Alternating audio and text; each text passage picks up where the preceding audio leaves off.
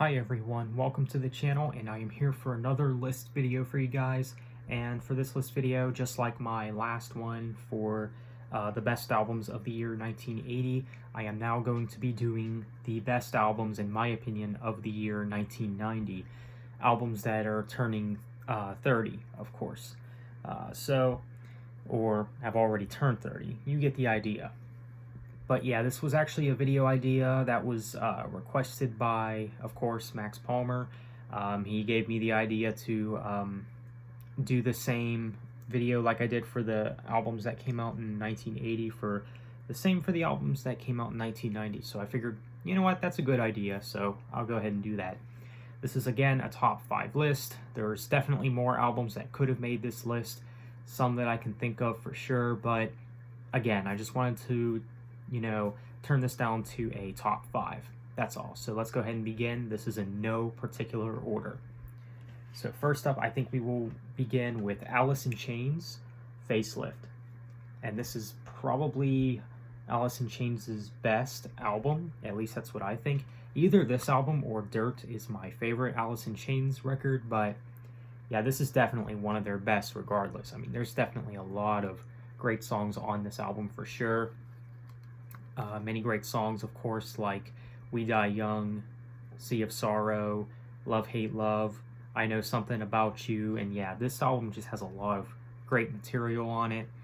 And yeah, it's a really good debut from Alice in Chains, of course. I mean, this album came out in 1990, of course, and there's just a lot to like about this album. Alice in Chains is by far the only grunge band that I'm into right now. I would like to look more into grunge, though, like Stone Temple Pilots and Soundgarden, but as of right now, Alice in Chains is the only grunge band that I'm into at the moment. But yeah, Facelift, definitely a great album. So next up we got Queensryche with their album Empire, and this is the album that it has the most commercial success in Queensryche's discography. This album is really good, though, one of their best for sure. There's definitely a lot of great songs on this album, such as Best I Can, The Thin Line, Jet City Woman, Another Rainy Night Without You, the title track, Silent Lucidity, Hand on Heart. I mean, I think most, if not all, the songs on here are great. I mean, really, there's no weak point on this album. Now, sure, there's songs better than others, but this album has no bad songs on it. It's actually a great album, and yeah, like I said, I think it's one of Queensryche's best. I know there's a lot of people that say that this was their first Queensryche album, and I can definitely see why, it would be a good first, for sure.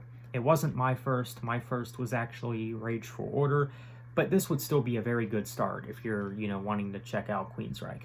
Of course, I think Queensryche are, well, just basically one of the masters of progressive metal, of course. I think that they're definitely one of the best progressive metal bands out there. But yeah, Empire, definitely a great album. So next up, we got Anthrax with their album Persistence of Time. And this is probably Anthrax's darkest album.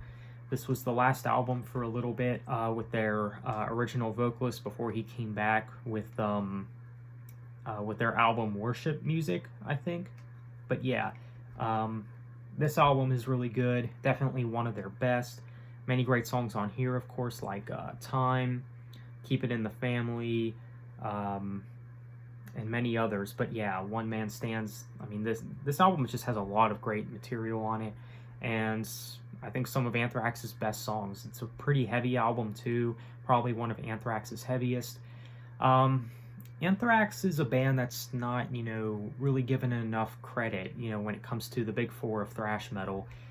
I know it's an unpopular opinion to say, but I do like Anthrax more than Slayer, obviously.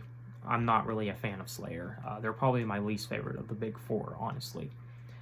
But I don't think that they're a terrible band or anything. They're just my least favorite, and I'm not the biggest fan of them. But I don't know. Anthrax, they definitely deserve more recognition, I think. But yeah, Persistence of Time, I mean, it's got to be one of their best. Alright, so next up we got Judas Priest with their album Painkiller.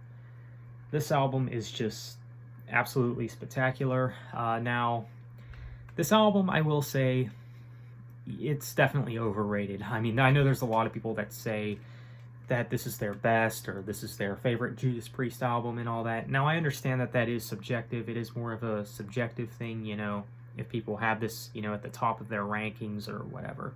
But I don't know. I always found this album to be very overrated.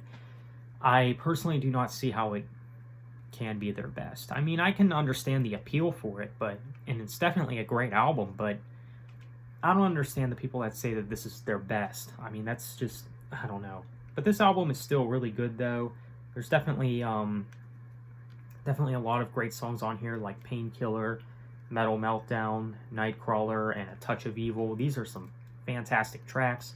But yeah, Judas Priest with their album Painkiller. I don't think it's one of their best. I know that's a rather unpopular opinion, but nonetheless, I still think it's a great album. So, Painkiller by Judas Priest. Lastly, for this list, we got Megadeth with their album Rust in Peace. There's no way that I was going to do this list without having this album on the list. I mean, this album, I think it's one of the best metal albums of all time, for sure. This album is just absolutely fantastic. Maybe even my favorite thrash metal album of all time. I don't know. That's a bit of a tough call, though. But yeah, this is definitely up there as far as one of the best thrash metal albums of all time. Like, I'd definitely put this in the top 5 of that list, you know. And definitely my favorite Megadeth album, for sure. I mean, if you like guitar solos, or anything like that, this album is definitely up your alley. It's definitely great stuff. I mean, many great songs on here, like Holy Wars, The Punishment Due, Hangar 18, Take No Prisoners, Five Magics, Tornado of Souls. I mean, there's just a lot to like about this album. This album has no weak point on this album. Like many other albums, there are songs that are better than others, but there's not a single weak point on this album. Like I said, I think this is one of the best thrash metal albums to ever exist, honestly. But yeah, Rust in Peace by Megadeth, definitely a great album, and one of those albums that I would say is a 10 out of 10 album. Yeah, it's that great. Well, there you have it, guys. That is my list of what I think are the top 5 best albums that came out in the year 1990. So let me know what you guys think. What are some albums that you would personally have on this list? So with that being said, let me know what you think of my list. Thank you for watching. Have a nice day, and take care.